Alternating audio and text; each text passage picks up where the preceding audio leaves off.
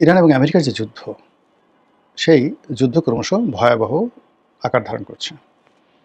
যুদ্ধ শুরুটা যেভাবে হয়েছিল, তাতে করে সারা দুনিয়ার মানুষ ভেবেছিল যে হয়তো ২৪ ঘন্টার মধ্যে যুদ্ধ খেলা শেষ হয়ে যাবে। ইরানের সর্বোচ্চ ধর্মীয় নেতা সপরিবারে নিহত হয়েছেন, তার সঙ্গে প্রায় ৪০ জন ঊর্ধ্বতন শীর্ষ জেনারেল, যারা কিনা এই যুদ্ধ পরিচালনার জন্য কে পার্সন হিসেবে পশ্চিমা দুনিয়ার নিকট তারা পরিচিত ছিলেন। তো এরকম একটি বৈঠক, গুরুত্বপূর্ণ একটা বৈঠক যখন তারা সর্বোচ্চ ধর্মীয় নেতার সঙ্গে তারা অফিসে করছিলেন, ঠিক সেই সময়টাতে দূরপাল্লার ক্ষেপণাস্ত্র দিয়ে নিখুঁতভাবে টার্গেটে আঘাত হানে ইসরায়েল, এবং সেই আঘাতে সবাই ঘটনাস্থলে নিহত হন। শুধুমাত্র ইমাম খামেনির স্ত্রী, তিনি গুরুতর আহত হন এবং আহত হওয়ার পর কয়েকদিন পর তিনিও মারা যান। তো এখন সেই অবস্থাতে মিস্টার ডোনাল্ড ট্রাম্প এবং নেতানিয়াহু, তাদের যে দাম্ভিকতা, এবং ওই সময়টিতে তারা বারবার যে কথা বলার চেষ্টা করেছিল যে ইরানি জনগণ, আপনারা রাস্তায় নেমে আসুন, আমরা আপনাদেরকে সাহায্য করছি এবং আপনাদেরকে ক্ষমতা ফিরিয়ে দেওয়ার জন্য আমরা চেষ্টা করছি। এরপর আরও অনেক কিছু, এবং তাদের যে বডি ল্যাঙ্গুয়েজ, তারা নিজেরা তো বলেছে, তার সঙ্গে সঙ্গে আবার নিজেরাই নিজেদের যে ভাষণ, সেটা এআই দিয়ে তৈরি করে এটাকে আরও সার্কাস্টিক করে সারা বিশ্ববাসীর কাছে প্রচার করেছে। কিন্তু যুদ্ধের দ্বিতীয় দিন এবং তৃতীয় দিনে এমন কিছু ঘটনা ঘটেছে যা কিনা নেতানিয়াহুকে রীতিমতো পাগল বানিয়ে ফেলছে, এবং সারা দুনিয়াতে একটি গুজব ছড়িয়ে পড়েছে যে নেতানিয়াহু আহত হয়েছেন, কেউ বলছে নিহত হয়েছেন, কেউ বলছেন তিনি জার্মানিতে পালিয়ে গেছেন। কিন্তু ৩ দিন পরে এখন নেতানিয়াহুর কোনো স্পষ্ট বক্তব্য আমরা দেখতে পাচ্ছি না। যে সকল ভিডিও ফুটেজ আমরা ইসরায়েলের দেখতে পাচ্ছি, তাতে স্পষ্ট বোঝা যাচ্ছে যে ইসরায়েলের আকাশ প্রতিরক্ষা ব্যবস্থা, যেটা তারা আয়রন ডোম দিয়ে তৈরি করে করেছিল, সেই আকাশ প্রতিরক্ষা ব্যবস্থা সম্পূর্ণ ভেঙে পড়েছে।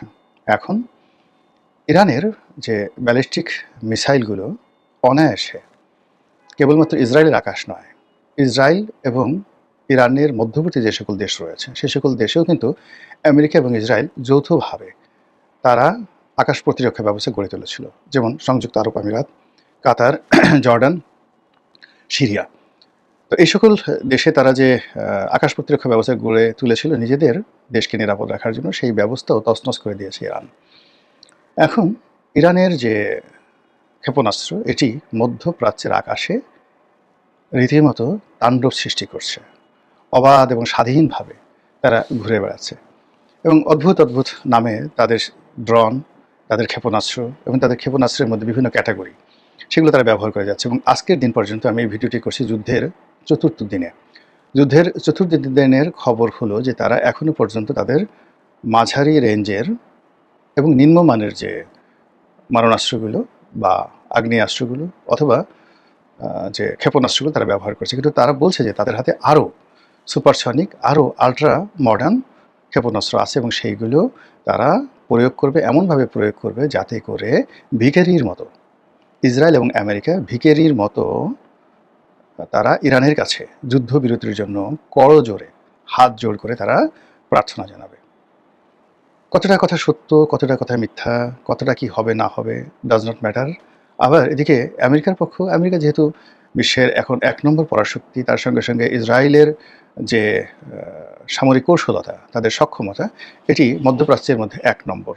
তো এই দুটো সম্মিলিত শক্তি, তার সঙ্গে আবার মানে আমেরিকার যে বন্ধু রাষ্ট্রগুলো রয়েছে, সেই বন্ধু রাষ্ট্রের যে বেসগুলো, কাতারের বেস, সাইপ্রাসের বেস, সেই বেসগুলো তারা ব্যবহার করছে, এবং বিভিন্ন দ্বীপপুঞ্জে ব্রিটিশ যে সকল নেভাল ফোর্স রয়েছে বা নেভাল বেস রয়েছে, সেইগুলোকে ব্যবহার করে আমেরিকা একের পর আক্রমণ চালিয়ে ইরানকে কিভাবে তছনছ করেছে আমরা পরিপূর্ণভাবে বুঝতে পারছি না। এ কারণ হলো ইরান নিয়ন্ত্রিত, সেখানে ইন্টারনেট বন্ধ করে দেওয়া হয়েছে, ব্ল্যাক আউট করে দেওয়া হয়েছে, ফলে সব খবরাখবর আসছে না। কিন্তু আমরা আন্দাজ করতে পারি যে আমরা যা কিছু কল্পনা করি তার সাথে অনেক অনেক বেশি ক্ষয়ক্ষতি ইরানের হয়েছে। তো এই অবস্থাতে যুদ্ধের পরিণতি কী? ইরান কি আত্মসমর্পণ করবে? ইরান কি আমেরিকা ইরাকের মতো দখল করবে? ইরান কি সেই লিবিয়ার পরিণতি ভোগ করবে গাদ্দাফির মৃত্যুর পরে? Not like that. ইরান তার যে পর্বতমালা রয়েছে, ইরানের চারিদিকে ঘিরে যে পর্বতমালা রয়েছে, এবং সেখানে যে সকল মরুভূমি রয়েছে, মরুভূমির সঙ্গে সঙ্গে বরফ আচ্ছাদিত যে সকল অঞ্চল রয়েছে, এই অঞ্চল প্রাকৃতিকভাবে ইরানকে দুর্ভেদ্য করে তুলেছে। ফলে পৃথিবীর তাবৎ শক্তি দিয়ে এয়ার স্ট্রাইক করে আমেরিকা এখানকার যত স্থাপনা এগুলো নষ্ট করতে পারবে।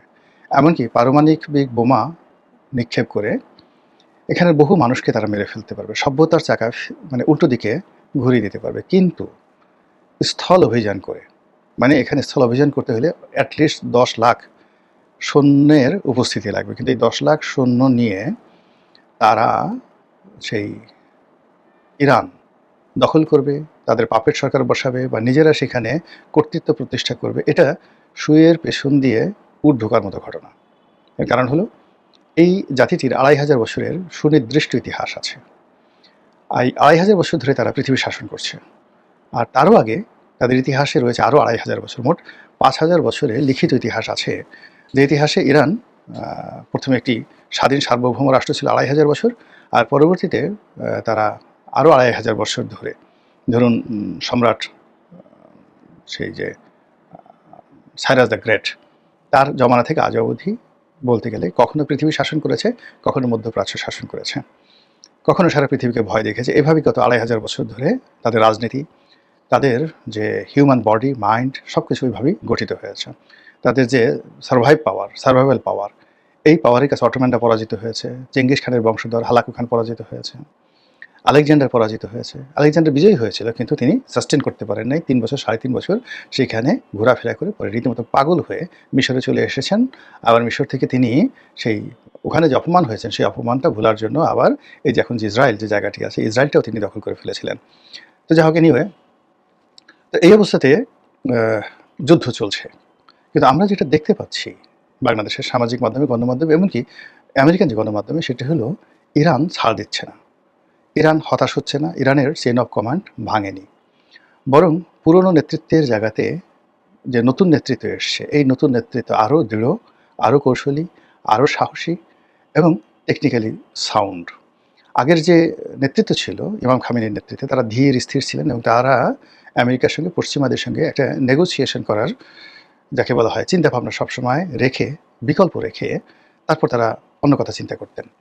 যেমন ধরুন ইমাম খামেনি যে বৈঠকটি করেছিলেন, এই বৈঠকটি যখন হচ্ছিল তখন তার মনে কোনো চিন্তা আসেনি। এর কারণ হলো যে একটা নেগোসিয়েশনের জন্য ব্রুনাইয়ের নেতৃত্বে, ব্রুনাইয়ের পররাষ্ট্রমন্ত্রীর নেতৃত্বে একটা বৈঠক হচ্ছিল। সেখানে সব আলাপ আলোচনা ইতিবাচক হচ্ছিল এবং এই আলাপ আলোচনাকে চলমান রেখে আমেরিকা এবং ইসরায়েল মুনাফিকি করে, বেইমানি করে, বিশ্বাসঘাতকতা করে একেবারে অতর্কিত হামলা চালিয়ে এই দুর্ঘটনাটা ঘটায়। তো নতুন যে প্রজন্ম আসছে, তারা সেই পুরনো নেতৃত্বের মতো এতটা আলাভোলা নয়, এতটা সহজ সরল নয়। যেমন ইমাম খামেনি সাহেব, তিনি যখন শিশুদের সঙ্গে তেলাওয়াতে বসতেন, সারাক্ষণ শুধু তেলাওয়াত শুনতেন। তিনি যখন নামাজে দাঁড়াতেন, সারাক্ষণ শুধু নামাজই পড়তেন। তো তিনি যখন সেই অভ্যাগতদের সঙ্গে আলাপ আলোচনা করতেন, সারাক্ষণ তাকে নিয়ে ব্যস্ত থাকতেন। অর্থাৎ অনেকটা আধ্যাত্মিক টাইপের মানুষ, বাউল টাইপের মানুষ। যখন যে পরিবেশ, সেই পরিবেশে নিজেকে বিলিয়ে দিতেন। কিন্তু নতুনরা সেরকম না, তারা পার সেকেন্ডকে ন্যানো সেকেন্ড বানিয়ে তারপরে তারা চিন্তা করছে কি হবে না হবে। এবং এই গত 4 দিনে এই নতুন নেতৃত্ব যেভাবে যুদ্ধ পরিচালনা করছে, তাতে করে আমেরিকা এবং ইসরায়েলের মধ্যে কান্নার রোল পড়ে গেছে। পুরো মধ্যপ্রাচ্যে হাহাকার তৈরি হয়েছে এবং সমস্ত মধ্যপ্রাচ্যে আমেরিকার যারা বন্ধু রাষ্ট্র রয়েছে, তারা বলার চেষ্টা করছে এবং বলে ফেলছে যে আমাদের ভূমি ব্যবহার করে কোনো মার্কিন যুদ্ধ বিমান রিফুয়েলিং করতে পারবে না, এখান থেকে তাদের সামরিক ঘাঁটি ব্যবহার করে কোনো আক্রমণ পরিচালনা করা যাবে না। এবং ইতিমধ্যে স্পেন সরাসরি নিষেধ করে দিয়েছে আমেরিকাকে। এবং স্পেন শুধু তাই না, স্পেনকে আমেরিকা বলেছে যে আমরা তোমাদের বিরুদ্ধে বাণিজ্য নিষেধাজ্ঞা দেবো। স্পেন বলেছে দাও, তোমাদের যা ইচ্ছা তাই দাও, তোমাদের বাণিজ্য নিষেধাজ্ঞা মোকাবেলা করে কীভাবে চলতে হয় ওটা আমাদের জানা আছে। আর এই যুদ্ধের যে এই যে মোড় পরিবর্তন করে ফেলেছে নতুন নেতৃত্ব, তারা ঠিক মরিয়া হয়ে মরণ কামড় দিয়ে মধ্যপ্রাচ্যে আমেরিকার যে সকল দালাল রয়েছে, দালাল রাষ্ট্র রয়েছে, তাদের বিত্তবিলাস ভবন রয়েছে, প্রাসাদ এবং হর্মরাজি রয়েছে, সব জায়গাতে পাগলের মতো তারা আক্রমণ করে যাচ্ছে, তস নস করে ফেলছে। এবং এভাবে যদি চলতে থাকে, আগামী 1 সপ্তাহ যদি এভাবে চলতে থাকে, দুবাই থাকবে না, শারজা থাকবে না, আবুধাবি থাকবে না, রিয়াদের দাপট থাকবে না। এমনকি ইরান যেটা বলছে যে আমরা যদি জানি যে ডোনাল্ড ট্রাম্পকে বাদশাহ সালমানের পুত্র মোহাম্মদ বিন সালমান যুবরাজ, তিনি প্ররোচিত করে ইরান আক্রমণ করতে বাধ্য করেছেন, তাহলে ওর কলিজ আমরা খেয়ে ফেলবো। Can you imagine? এবং ইতিমধ্যে রিয়াদ, মানে সৌদি আরবের রাজধানী রিয়াদে হামলা হয়েছে। ইরানের আক্রমণে সৌদি আরবের সবচেয়ে বড় তেল ক্ষেত্র, একমাত্র রাষ্ট্রীয় তেল ক্ষেত্র সৌদি আরামকো কোম্পানিতে হামলা হয়েছে। দাউ দাউ করে জ্বলছে সমস্ত প্রোডাকশন, সেখানে তেলের যত প্রোডাকশন সব বন্ধ রয়েছে। কাতারে যে আক্রমণ হয়েছে, সেই আক্রমণের ফলে কাতার তাদের যে এলএনজি থেকে শুরু করে অন্যান্য যে সকল পেট্রোলিয়ামজাত পণ্য রয়েছে সব বন্ধ রেখেছে।